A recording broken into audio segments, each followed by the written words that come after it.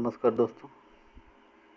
हम बात कर रहे हैं भारतीय आधुनिक भारत का इतिहास के बारे में और हम लोग पार्ट 1-2 देख चुके हैं। आज हम लोग 100 क्वेश्चन देखेंगे पार्ट 3 में। तो चलिए स्टार्ट करते हैं। वीडियो अच्छा लगे तो लाइक से सब्सक्राइब कर दें। तो चलिए शुरू करते हैं। Question number 203।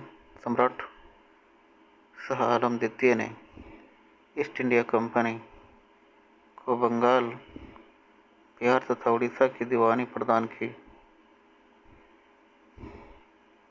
1765 बी।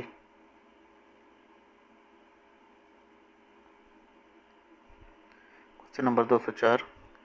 किस गवर्नर जनरल के कार्यकाल में ईस्ट इंडिया कंपनी को शहंशाह शाह आलम द्वारा बंगाल, बिहार तथा उड़ीसा में दीवानी अधिकार दिए गए? Lord Clive. Question number 205। 19वीं शताब्दी में किस देश का भारत की ओर विस्तार का डर एंग्लो अफगान संबंधों का आधार था? रूस। Question number 206। भारतवर्ष में ब्रिटिश साम्राज्य का संस्थापक कौन था? Lord Robert Clive. Question number 207। Allahabad की संधि किन्होंने निष्पादित की थी? Robert Clive, Shujauddaula, Shah Alam. Question number 208। निम्नलिखित में से किसने अंग्रेजों को बंगाल, बिहार और उड़ीसा के दीवानी अधिकार प्रदान किए? शाह आलम द्वितीय। Question number 209। बंगाल के बाद अंग्रेजों ने शुल्क मुक्त व्यापार का अधिकार किससे प्राप्त किया? अवध के नवाब से। Question number 210। अंग्रेजी ईस्ट इंडिया कंपनी को बंगाल, बिहार तथा उड़ीसा के दीवानी का अनुदान 1765 ईस्वी में किसके साथ हुई संधि से प्राप्त हुआ? शाह आलम द्वितीय। Question number 211। हरिनगर की संधि पर कब हस्ताक्षर हुए? फरवरी 1757। Question number 212। मीर कासिम ने अपना दरबार कलकत्ता के इस स्थान को स्थानांतरित किया? मुंगेर। Question number 213। निम्न में से किसने अपनी राजधानी मुर्शिदाबाद से मुंगेर स्थानांतरित किया? मीर कासिम। Question number 214। जिसके शासनकाल में ब्लैक हॉल दुर्घटना घटित हुई उस शासक का नाम? सिराजुद्दौला। Question number 215। किसके शासनकाल में ब्लैक होल दुर्घटना घटित हुई? सिराजुद्दौला। Question number 216। कौन सा मुद्दा मीर कासिम एवं ईस्ट इंडिया कंपनी के बीच झगड़े का मुख्य कारण था? कंपनी द्वारा अंतर्देशीय व्यापार का पूर्णतः समापन। Question number 217। बंगाल के इन जिलों की पहचान कीजिए जिनके राजस्व प्रशासन को 1760 ईस्वी में ईस्ट इंडिया कंपनी को हस्तांतरित करके मीर कासिम ने बंगाल की नवाबी प्राप्त की थी?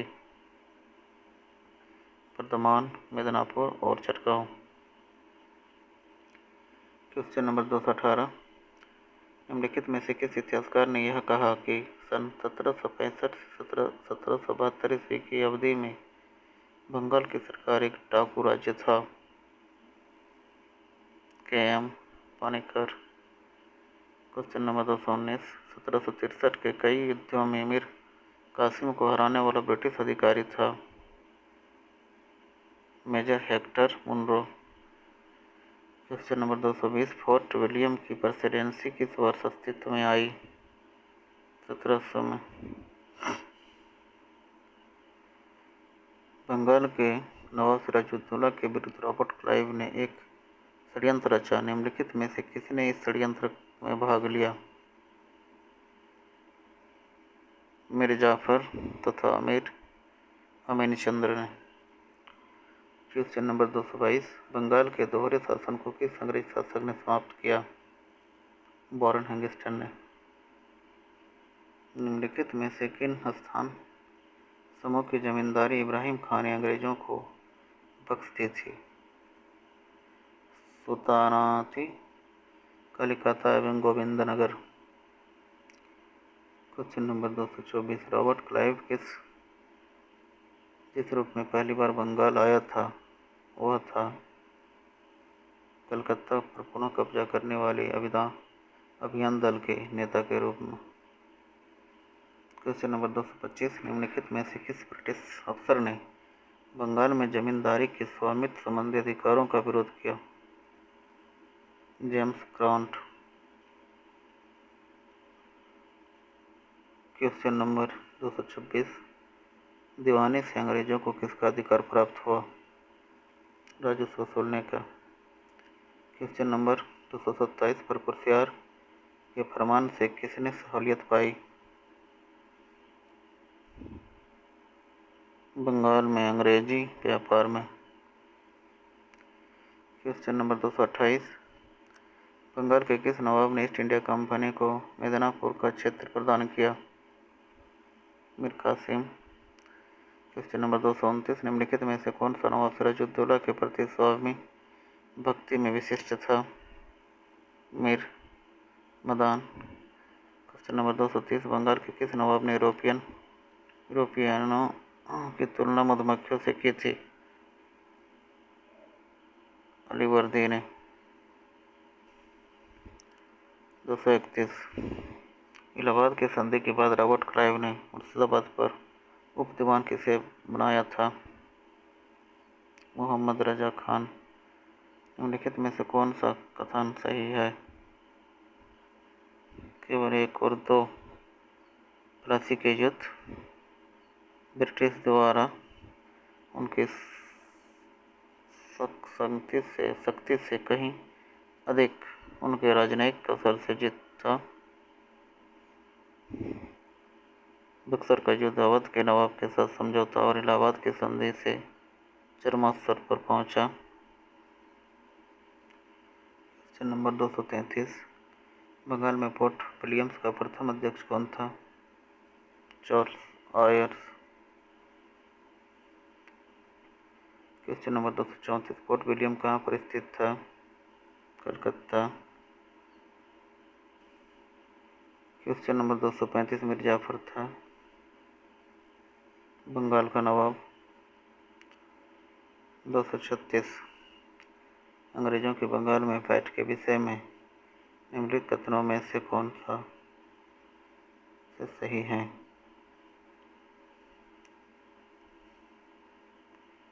केवल एक।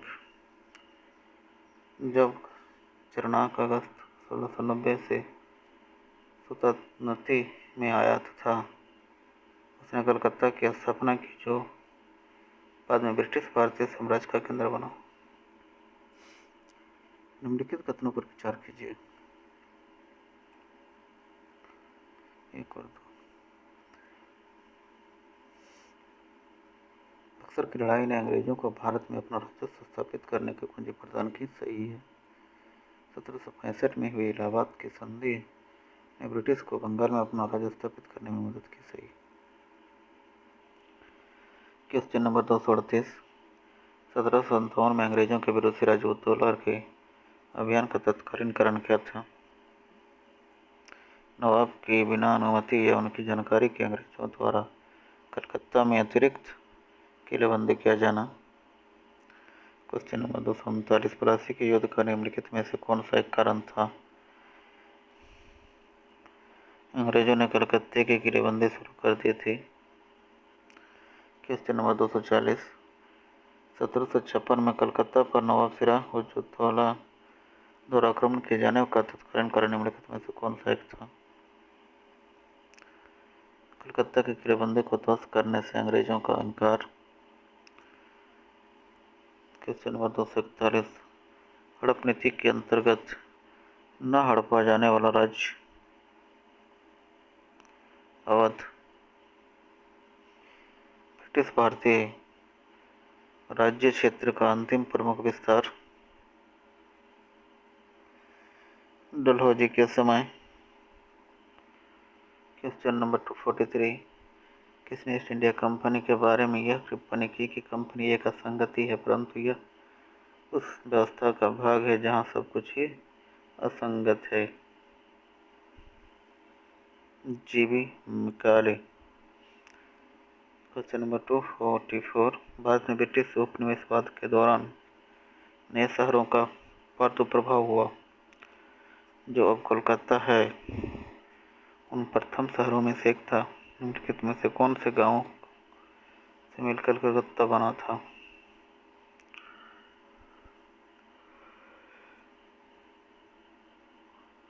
सुतानती, कलिकाता, गोविंदपुर। 1756 में ब्रिटिश द्वारा की गई कलकत्ता की किलेबंदी को बंगाल के नवाब सिराजुद्दौला ने क्या माना? अपनी प्रभुता पर आक्रमण। क्वेश्चन नंबर 246, नीचे उन राज्यों के नाम दिए गए हैं जिन्हें देवासान सिद्धांत के अंतर्गत ईस्ट इंडिया कंपनी ने अपने राज्य में मिला लिया। उन्हें काला क्रमानुसार रखिए।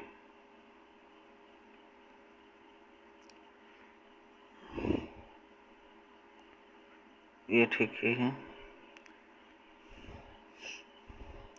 सतारा, जयपुर, झांसी, नागपुर।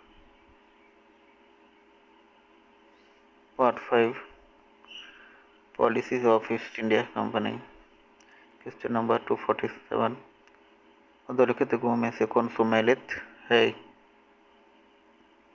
1856 अवध का विलयन। क्वेश्चन नंबर 248, लॉर्ड डलहौजी की विलयन नीति का प्रथम शिकार निम्नलिखित में से कौन हुआ? सतारा। क्वेश्चन नंबर 249, भारत में ब्रिटिश शासन के दौरान निम्नलिखित राज्यों पर विचार कीजिए। सी, सतारा,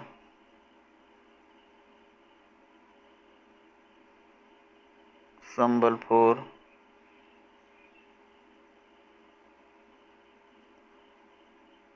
और झांसी। क्वेश्चन नंबर 250, बघार सियासत का ब्रिटिश में विलय कब हुआ? 1850। क्वेश्चन नंबर 251, निम्नलिखित में से किसने विलय की नीति नियोजित एवं क्रियान्वित की? डलहौजी। निम्नलिखित में से किसने लक्ष्मीबाई के पति की मृत्यु के उपरांत उसके दत्तक पुत्र को उत्तराधिकारी से वंचित किया? Lord Dalhousie. Question number 253, Dalhousie की हड़प नीति के अंतर्गत में किस राज्य को हस्तगत करने के निर्णय को डायरेक्टरों की सभा में अनुमोदन किया? करौली। क्वेश्चन नंबर 254, निम्नलिखित में से कौन डलहौजी की अपहरण नीति का शिकार नहीं हुआ? सिंधिया। क्वेश्चन नंबर 255, हड़प के सिद्धांत के अंतर्गत डलहौजी द्वारा निम्नलिखित में से किस राज्य को ब्रिटिश साम्राज्य में शामिल नहीं किया गया? बनारस। भारतीय राज्यों पर अंग्रेजों पर वश स्थापित करने के लिए किसने शासन में सहायक संधि प्रणाली का सूत्रपात किया?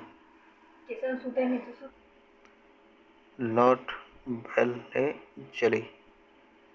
क्वेश्चन नंबर 257, सहायक संधि को किसके काल में क्रियान्वित किया गया? Lord Wellesley. क्वेश्चन नंबर 258, निम्नलिखित में से प्रथम भारतीय राज्य कौन था जिसने लॉर्ड वेलेस्ली की सहायक संधि पर हस्ताक्षर किए? हैदराबाद। निम्नलिखित भारतीय शासकों में कौन सर्वप्रथम सहायक संधि में सम्मिलित हुआ? अवध का नवाब। 260, सहायक संधि को स्वीकार करने वाला पहला भारतीय शासक था? हैदराबाद निजाम। क्वेश्चन नंबर 261, लॉर्ड वेलेस्ली की सहायक संधि को स्वीकार करने वाला पहला मराठा सरदार? पेशवा बाजीराव।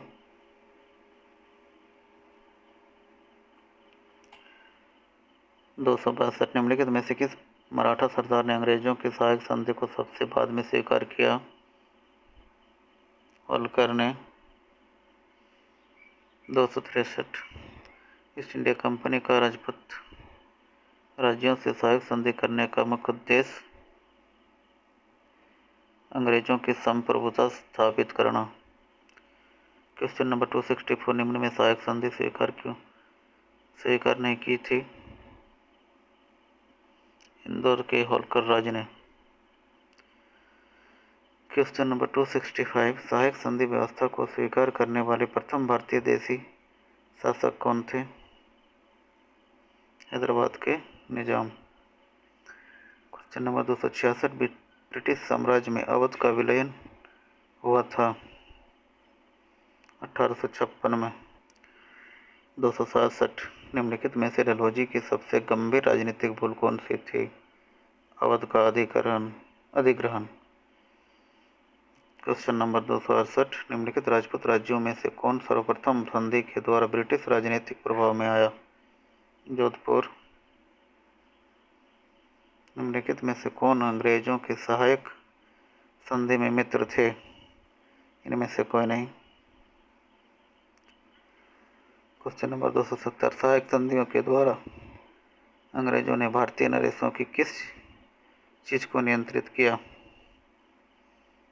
उनके विदेशी राष्ट्रों से संबंध।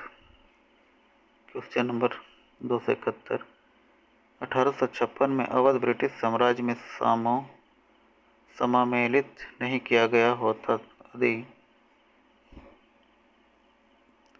अवध के नवाब ने ब्रिटिश द्वारा सुझाए गए सुधारों को लागू करने से इनकार नहीं किया होता। क्वेश्चन नंबर 272 डलहौजी के काल में ब्रिटिश साम्राज्य में अवध का विलय किस आधार पर किया गया? कुशासन का आरोप। क्वेश्चन नंबर 273 ब्रिटिश द्वारा कुशासन का बहाना लेकर निम्नलिखित प्रांतों में से किस एक का शासन हटा दिया गया था? अवध का। क्वेश्चन नंबर 274 अंग्रेजों ने अवध पर कब और क्यों अधिकार किया? कुशासन के कारण। क्वेश्चन नंबर 275 अवध के नवाब वाजिद अली शाह को ईस्ट इंडिया कंपनी ने गद्दी से उतार दिया था 1856 में। निम्नलिखित में से कौन सा एक सहायक संधि सब्सिडरी अलायंस के बारे में सही नहीं है? यह समनुषंगी राज्य के लिए गोद लिए गए उत्तराधिकारी को मान्यता नहीं देता था। क्वेश्चन नंबर 277 सही क्रम में सम्मिलित कीजिए।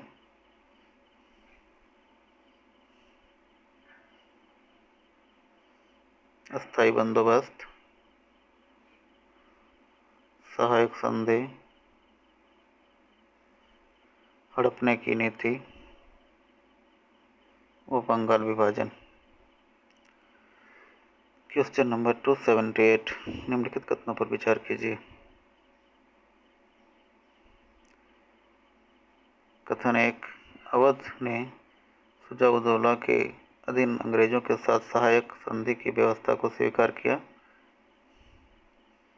हैदराबाद के निजाम ने लॉर्ड बेलेजली के काल में अंग्रेजों के साथ सहायक संधि की। क्वेश्चन नंबर 279 बौद्ध प्रथा निषेध का सिद्धांत किस पर लागू किया गया? सिर्फ हिंदू राज्यों पर। क्वेश्चन नंबर 280 निम्नलिखित में से कौन अवध का ब्रिटिश रेजिडेंट था जब अवध ब्रिटिश साम्राज्य में विलय हुआ? James Outram. पार्ट 6 निम्न में से किसने रैयतवाड़ी व्यवस्था प्रारंभ की? थॉमस मोनरो ने। क्वेश्चन नंबर 282 निम्नलिखित में से कौन ब्रिटिश शासन के दौरान भारत में रैयतवाड़ी बंदोबस्त के प्रारंभ किए जाने से संबंध था? 2 और 3 लॉर्ड कॉर्नवालिस और थॉमस मोनरो। क्वेश्चन नंबर 283, चिरस्थायी बंदोबस्त के बारे में निम्नलिखित में से कौन सा कथन सही है? केवल दो। चिरस्थायी बंदोबस्त ने भूमि पर वंशागत अधिकारों वाले भूस्वामियों का एक नया वर्ग बनाया। क्वेश्चन नंबर 284, राज्य अपहरण नीति के बारे में निम्नलिखित में कौन सा एक सही है? डी, इसने भारतीय राज्य का सम्मेलन अनिवार्य बना दिया। अगर उत्तराधिकारी को गोद लिया जाना ब्रिटिश प्राधिकारी द्वारा अनुमोदित न हुआ तो। क्वेश्चन नंबर 285, भारतीय इतिहास की निम्नलिखित घटनाओं को सही अनुक्रम में पहचानिए। सबसे प्रारंभ से शुरुआत कीजिए।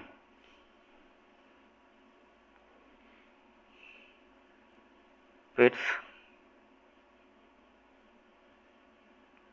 सहायक संधि,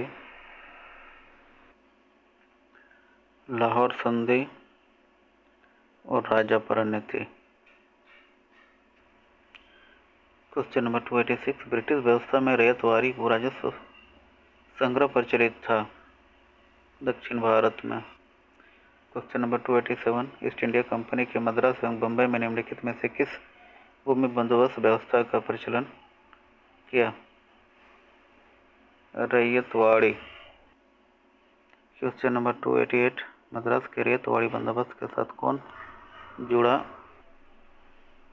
मद्रास के रैयतवाड़ी बंदोबस्त के साथ कौन जुड़ा था? मुनरो। क्वेश्चन नंबर 289, मद्रास में रैयतवाड़ी भूमि बंदोबस्त के प्रतिस्थापक थे मुनरो।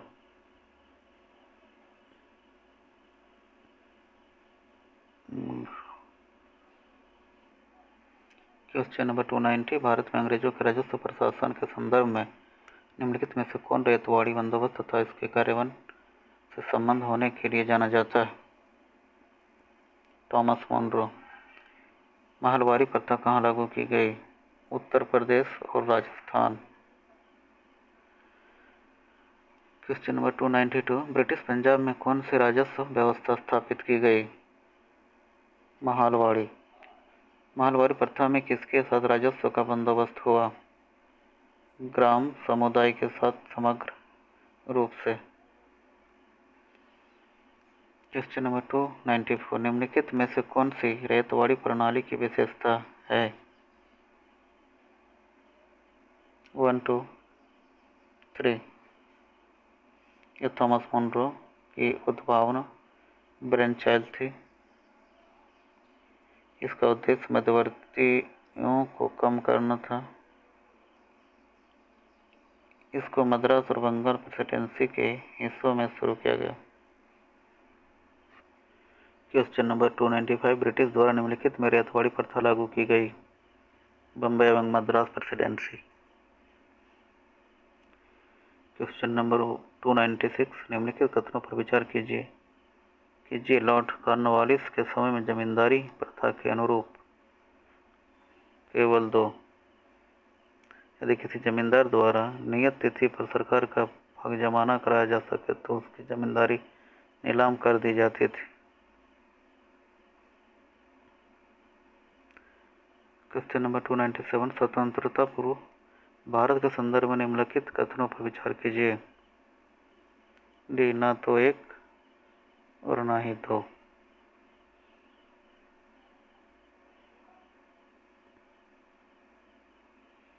क्वेश्चन नंबर 298, रैयतवाड़ी बंदोबस्त के संदर्भ में निम्नलिखित कथनों पर विचार कीजिए।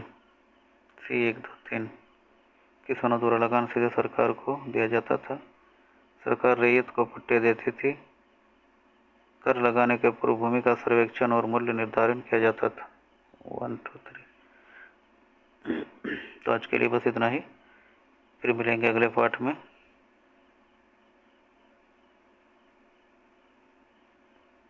तब तक के लिए जय हिंद, नमस्कार।